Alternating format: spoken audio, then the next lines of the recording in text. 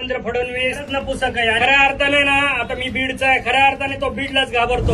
गृहमंत्र्याला देवेंद्र फडणवीसांना आरोपी करा मित्रांनो, त्याशिवाय काय होणार नाही. ज्याप्रमाणे मला ऑफर दिली होती एन्काउंटरची वाल्मिक कराडच्या, त्यावर मी नकार दिला. म्हणलं एवढं पाप होणार नाही. आणि ते लाईफ टाईमचा एक लमसम अमाऊंटची ऑफर देतात, म्हणजे 10 करोड 20 करोड 50 करोड अशी एक ऑफर देतात. तुम्ही बोलाल तेवढी ऑफर असते त्या एन्काउंटरला. आणि तो माणूस कुठेही असेल तर त्याला त्या ठिकाणी बोलावून घेतात. जसं मी सायबरला होतो, सायबरचा आणि इकडला काही संबंध होता का? नाही. पण त्यांना माहित होता की हा माणूस करू शकतो, याच्यामध्ये दम आहे, गट्स आहेत. तर मी माझा मोठेपणा सांगत नाही, नाहीतर अजून माझे ते सोडलेले कुत्रे आहेत ना, ते भुकतील माझ्या अंगावर. तर मी काय तो मोठेपणा सोडत नाही. पण मित्रांनो, एन्काउंटर कसा, आता ऐका एन्काउंटर कसा बोगस केला जातो. तर ते अशी टीम येते एक, जशी 4 लोकांची टीम आलेली. पहिले मुख्यमंत्री आणि दोन्ही उपमुख्यमंत्री आणि गृह सचिव वगैरे यांची एक बैठक होते, गुप्त बैठक एकदम सिक्रेट ठिकाणी. आणि विचार केला जातो की त्यावर काय करायचं. मग ते ठरवले की त्याच्यानंतर त्यातले एक 5-6 जणांची दुसरी टीम निवडली जाते, विश्वासू लोक. आणि मग त्या ठिकाणी जातात ते, जसं अक्षय शिंदेच्या ठिकाणी गेले असतील. आणि मग त्या ठिकाणी जाऊन एक टीम तयार करतात, तिथली एक अधिकारी, 2 अंमलदार, म्हणजे 3 अंमलदार, 1 हवालदार, असे टीम तयार करतात. आणि त्यांना सांगतात की एक लमसम अमाऊंटची ऑफर देतात. लमसम अमाऊंट देऊन टाकतात, 5 करोड 10 करोड 20 करोड 50 करोड, जेवढे तुमच्या सर्व्हिसमध्ये तुम्ही कमवणार नाहीत. आणि तुम्हाला परत खात्यात घ्यायची, इन्क्वायरी करायची. आमचंच सरकार आहे, आमचंच सरकार येणार आहे, आम्ही तुम्हाला ह्या खात्यातून, आम्ही तुम्हाला चौकशीतून आम्ही तुम्हाला मुक्त करू, असे ते आश्वासन देतात मित्रांनो. आणि अशा प्रकारे बोगस एन्काउंटर घडवून आणतात. आता मला सांगा, त्या आरोपीला मित्रांनो अशी बेड्या होत्या हातामध्ये.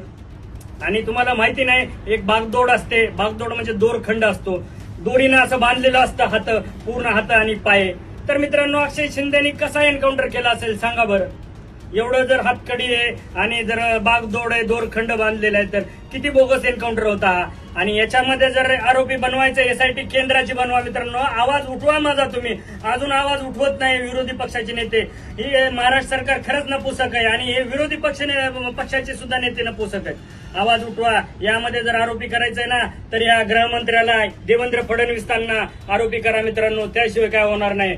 आणि तरच हे होईल. अहो तुम्हाला सांगतो, देवेंद्र फडणवीस खऱ्या अर्थाने ना, आता मी बीडचा आहे, खऱ्या अर्थाने तो बीडलाच घाबरतो. ते सॉरी, माननीय देवेंद्र फडणवीस बीडला घाबरतात. फक्त बीडला येत नाहीत ते. बीडला एवढी पंकजा मुंडेची सभा झाली, नरेंद्र मोदी आले, त्या ठिकाणी हे फडणवीस आले नव्हते. ते फक्त बीडला आणि बीडकरांना घाबरतात. लाज वाटते मला सुद्धा एक पोलीस अधिकारी म्हणून गृहमंत्र्याची. काय केलं हो 10 वर्षात 15 वर्षात? त्यांनी काहीच केलं नाही. काही कुठली आमच्यासाठी कुठलंच कल्याणाचं काम केलं नाही त्यांनी.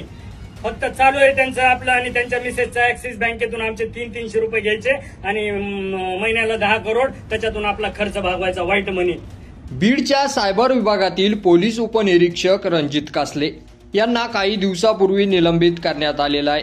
त्याचं कारण म्हणजे रणजित कासले, त्याचबरोबर हवालदार रामदास गिरी आणि चालक बळीराम भाग्यवंत हे 3 जण खासगी वाहनाने आरोपीला घेऊन गुजरात राज्यात गेले होते. त्याआधी त्यांनी पोलीस अधीक्षक नवनीत कावंत अथवा छत्रपती संभाजीनगरचे विशेष पोलीस महानिरीक्षक वीरेंद्र मिश्र यांची परवानगी घेतलेली नाही. तसेच गुजरातमध्ये गेल्यानंतर त्यांनी एका व्यक्तीकडे पैशाची मागणी केली, याचा व्हिडिओ सोशल मीडियावर व्हायरल झाला होता.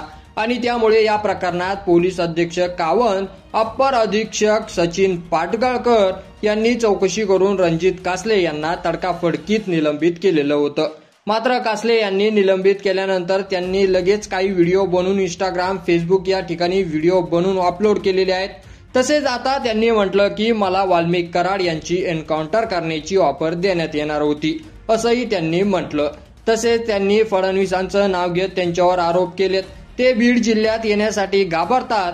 तसेच हे महाराष्ट्र सरकार नपुसक आहे. तसेच एन्काउंटर करण्याआधी मुख्यमंत्री तसेच उपमुख्यमंत्री यांची गुपित बैठका होतात, असे बरेचसे आरोप रणजित कासले यांनी केलेले आहेत.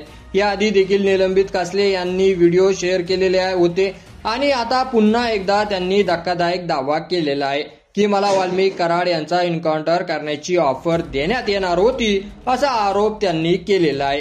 की यावर तुमचं मत आपल्या कमेंट बॉक्समध्ये लिहायला अजिबात विसरू नका. आणि चॅनलवर नवीन असाल तर चॅनलला सबस्क्राईब करा.